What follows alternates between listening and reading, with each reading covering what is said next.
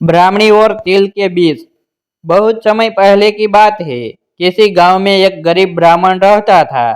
एक दिन उस ब्राह्मण के घर कुछ अतिथि आए। ब्राह्मण की स्थिति इतनी खराब थी कि उन अतिथियों को खिलाने के लिए घर में अनाज तक नहीं था। इस स्थिति को लेकर ही ब्राह्मण और उसकी पत्नी के बीच थोड़ी कहासुनी होने लगती है। ब्राह्मणी कहती है, तुम्हें पेट भरने योग्य अनाज कमाना भी नहीं आता है। इसी का नतीजा है कि आज घर में अतिथि आ खड़े हुए हैं और हमारे पास उन्हें खिलाने के लिए कुछ भी नहीं है। इस पर ब्राह्मण अपनी पत्नी से कहता है, कल कर्क संक्रांति है। मैं कल भिक्षा लेने के लिए दूसरे गांव जाऊंगा। वहां एक ब्राह्मण ने मुझे आमंत्रित किया है। वह सूर्यदेव की तृप्ति के लिए कुछ दान देना चाहता है। तब तक जो कुछ भी घर में है उसे आदर सत्कार के साथ अतिथियों के सामने रखो। ब्राह्मण की यह बात सुनकर ब्राह्मणी कहती है, तेरी पत्नी होकर मैंने कभी सुख नहीं भोगा है। न कभी खाने को मेवा मिष्ठान मिला, न ही ढंग के वस्त्र और आभूषण। आज तू कह रहा है कि जो भी घर में पड़ा हो वो अतिथियों के समक्ष रख दो। जब कुछ है ही नहीं तो मैं उनके सामने क्या रख दूं? पड़े हैं तो बस एक मुट्ठी तिल। तो क्या अतिथियों के सामने सूखे तिल रखना अच्छा लगेगा? पत्नी की यह बात सुनकर ब्राह्मण कहता है, ब्राह्मणी, तुम्हें ऐसा बिल्कुल भी नहीं कहना चाहिए। कारण यह है कि इच्छा के अनुसार किसी भी मनुष्य को धन की प्राप्ति नहीं होती है। जरूरी है तो पेट भरना, और पेट भरने योग्य अनाज तो मैं ले ही आता हूँ। अधिक धन की चाहत अच्छी नहीं।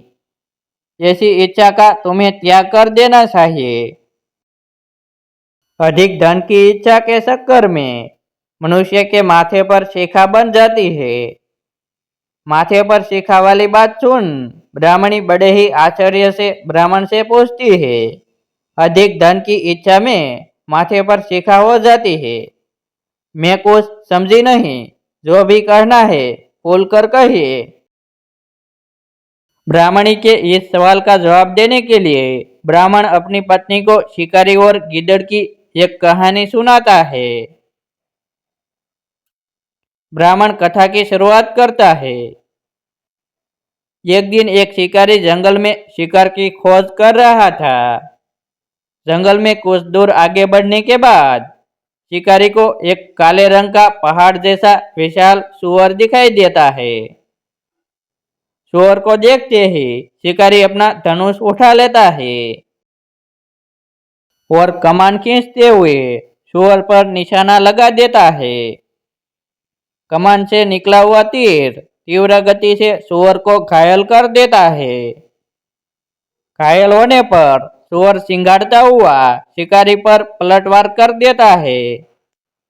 सुअर के तीखे दांतों से शिकारी का पेट फट जाता है। इस तरह शिकार और शिकारी दोनों का ही अंत हो जाता है। इसी बीच खाने की तलाश में भगता हुआ एक भूखा गिद्धड़ वहां से होकर गुजरता है, जहां शिकारी और सुअर का शव पड़ा हुआ था। बिना मेहनत इतना सारा भोजन देख गिद्धड़ मन ही मन बहुत खुश होता है और मन ही मन सोचता है कि आज तो ईश्वर की बड़ी कृपा हुई, जो इतना अच्छा और अधिक भोजन एक साथ मुझे मिला है। मैं इसे धीरे धीरे और आराम से खाऊंगा, ताकि लंबे समय तक मैं इसे उपयोग में लाऊंगा। इस तरह मैं इस भोजन के साथ लंबे समय तक अपनी भूख को शांत रख पाऊंगा। इन सभी बातों पर विचार करते हुए गीदड़ सबसे पहले छोटी छोटी चीजों को खाना शुरू करता है। तभी उसे शिकारी के मृत शरीर के पास धनुष पड़ा दिखता है। गिद्धड़ के मन में पहले उसे ही खाने का विचार आता है और वह धनुष पर चढ़ी डोर को चबाने लगता है। गिद्धड़ के चबाने से धनुष पर चढ़ी डोर टूट जाती है। और डोर के टूटने से धनुष का एक सिरा वेग के साथ गीदड़ के माथे को भेदता हुआ ऊपर निकल जाता है। गीदड़ के माथे को भेदकर धनुष का जो सिरा गीदड़ के सिर पर निकल जाता है, वह ऐसा प्रतीत होता है मानो गीदड़ के माथे पर शिखा निकल आई हो। घायल होने के कारण कुछ देर बाद गीदड़ की भी मौत हो जाती है। इतना कहते हुए ब्राह्मण कहता है, ब्राह्मणी, इसलिए मैं कहता हूँ कि जरूरत से अधिक लोभ से माथे पर शिखा आ जाती है। यह कथा सुनने के बाद ब्राह्मणी कहती है, ठीक है, अगर ऐसी ही बात है तो घर में जो मुट्ठी भर तिल पड़े हैं उन्हीं को मैं अतिथियों को खिला देती हूँ। ब्राह्मणी की यह बात सुनकर ब्राह्मण संतुष्ट होता है और भिक्षा मांगने के लिए घर से बाहर निकल जाता है। वहीं ब्राह्मणी भी घर में पड़े तिल को धूप में सुखाने के लिए फैला देती है। तभी कहीं से एक कुत्ता आ जाता है और उन साफ तिलों पर पेशाब कर देता है, जिससे सभी तिल खराब हो जाते हैं। तिल के खराब हो जाने पर ब्राह्मणी काफी परेशान हो जाती है और सोचती है, यही तो तिल थे जिन्हें पकाकर मैं अतिथियों को खिला सकती थी, अब मैं क्या करूं? काफी देर सोचने के बाद ब्राह्मणी को एक तरीका सूझा। उसने सोचा कि अगर वह गंदे तिलों के बदले साफ तिल देने की बात कहेगी तो कोई भी आसानी से मान जाएगा।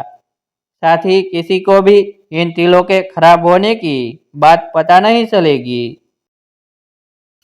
इस विचार के साथ वह उन तिलों को लेकर घर घर घूमने लगी। ब्राह्मणी की यह बात सुनकर एक महिला वह तिल लेने के लिए तैयार हो गई। लेकिन उस महिला का पुत्र अर्थशास्त्र पढ़ा हुआ था।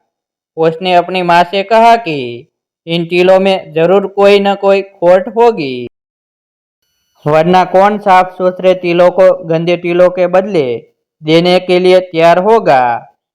पुत्र की यह बात सुनकर महिला ने ब्राह्मणी के तिलों को लेने से मना कर दिया।